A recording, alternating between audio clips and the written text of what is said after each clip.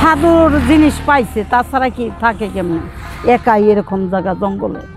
মানিকগঞ্জ সিংগাইর আঞ্চলিক সড়কের কেওয়ারজানি এই রাস্তা, এই রাস্তার পাশেই দেখতে পাচ্ছেন একটি কুঁড়ে ঘরের মতো। এর আগে এই ঘর নিয়ে একটি ভিডিও করেছিলাম, ভিতরে একজন লোক থাকে, সে নাকি নাম সাধন করে। চলুন আজকে দেখে আসি সে কেমন আছে, কিভাবে আছে, তার কোনো পরিবর্তন হয়েছে কিনা। রাস্তার এই দিক দিয়ে আমরা নেমেছিলাম, জঙ্গলের ভেতরে একটু পরিষ্কার মনে হয় না, এখান দিয়ে চলাচল কেউ করে।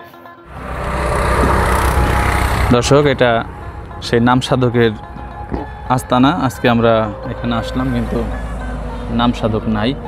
ভেতরে বালিশ, গামছা, অনেক কিছুই আছে, কিন্তু নাম সাধক নাই।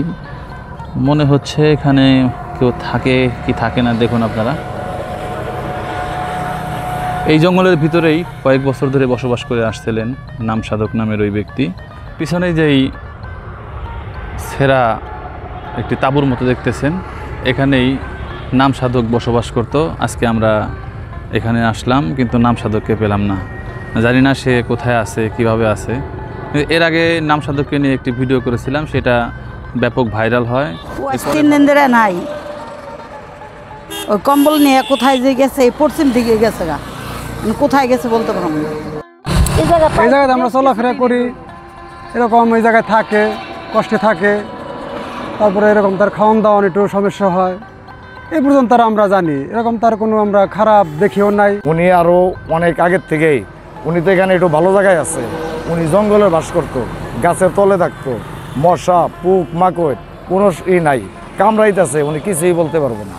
আমরা যাই আমাদের সাথে যাই খাদ্য দিয়ে আসলাম। নাম সাধকের বিষয়ে অনেকেই রিকোয়েস্ট করেছিলেন যে নাম সাধকের সর্বশেষ অবস্থাটা কি একটু জানান, সেজন্যই আপনাদেরকে জানানোর জন্যই এসেছিলাম, কিন্তু নাম সাধককে পেলাম না। জানি না উনি আছে কি না বা কোথায় গেছে, কিন্তু আমরা ওনাকে পেলাম না।